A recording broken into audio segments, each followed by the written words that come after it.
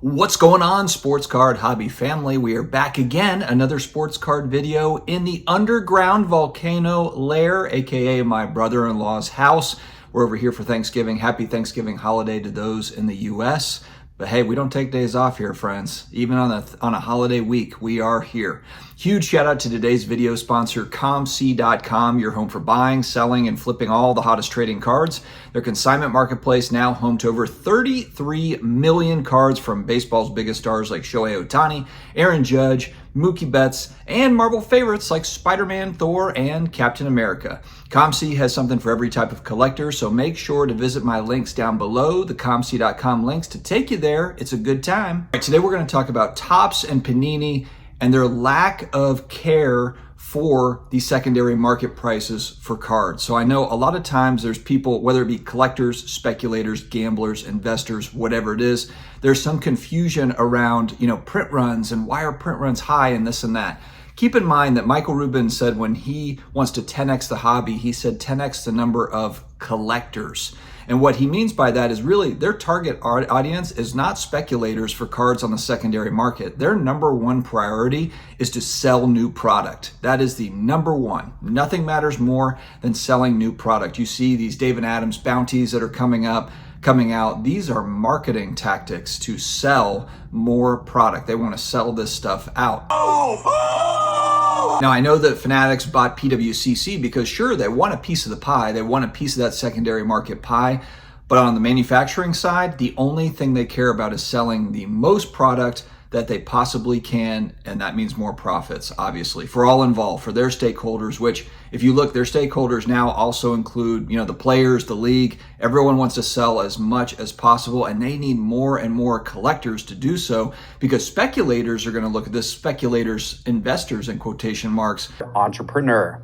If you have high print runs, the more of it, it's not special. It's not collectible. It's not something that is going to hold value over time. That's why you hear a lot of complaints about new product over the last couple of years has gone absolutely berserk. In response to the COVID boom, there was an assumption that, hey, we need to make a lot more product. People are fighting each other out in Target parking lots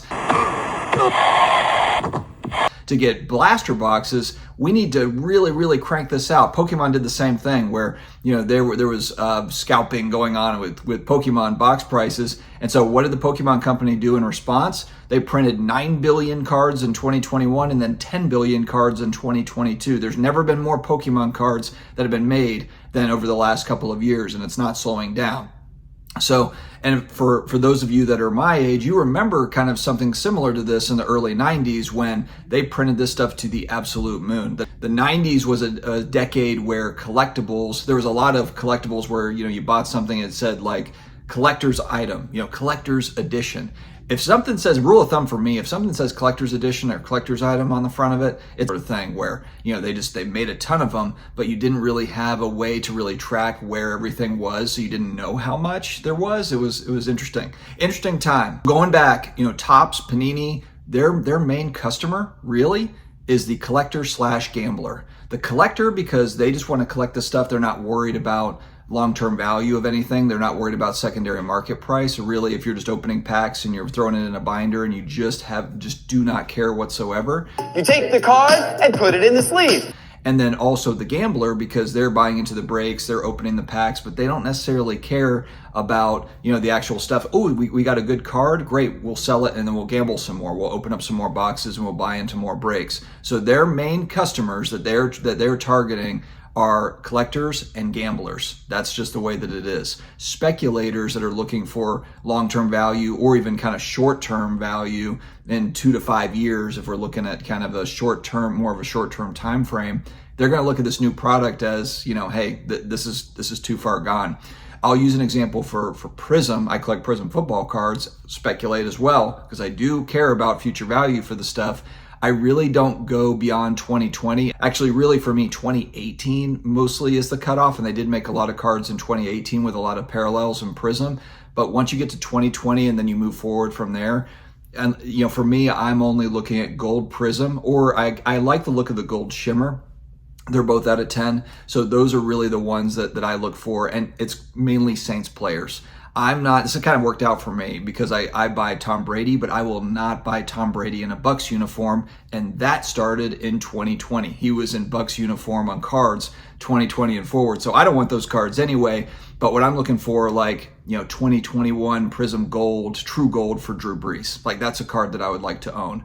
I'm not going to spend a fortune on it, but that's an example of where they've printed 2021 Prism to the moon, but that's a specific card. It's a color match to my team. Works out well for me to hold it long term. I'm not buying, the Breeze number to 199 unless it's in the dollar box or something. I just think it looks cool, but if I'm thinking about long-term value, I'm just going to focus on, those lower numbered things from 2020 product moving forward. My main focus is going back in time a little bit for Prism parallels, and then also Topps Chrome refractors. I mentioned I also really like Bowman Chrome Golds. I think those are cool, and you can go back to 2008, 2009. I just bought a 2009 Bowman Chrome Gold for Breeze here this past week. So there's a lot of kind of cool opportunities depending on what players you are looking for. But I wanted this to be kind of a reminder because I think that a lot of people, you see it all the time where people are like, man, how can they do this with print runs, and why so many parallels?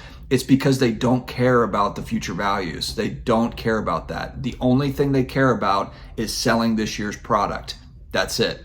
It's really no different than, vehicles or something. Oh, the new Ford F-150's out. All they care about is giving rebates and everything to sell this year's line. Just get it off the lot. It's kind of similar, unfortunately, with cards. And I know there's different price points. There's some nuance to this discussion. You could make an argument that they're making more high-end product that's meant to be more of a speculator investor product. But this is just what I believe as a whole. On the manufacturing side, it's just about moving product. All right, guys, that's all I've got today. Thanks for joining me here today in my brother-in-law's bachelor pad. The guy's got motorcycles in his living room. Doesn't get much better than that. Stay healthy, stay awesome, and I will talk to you again later.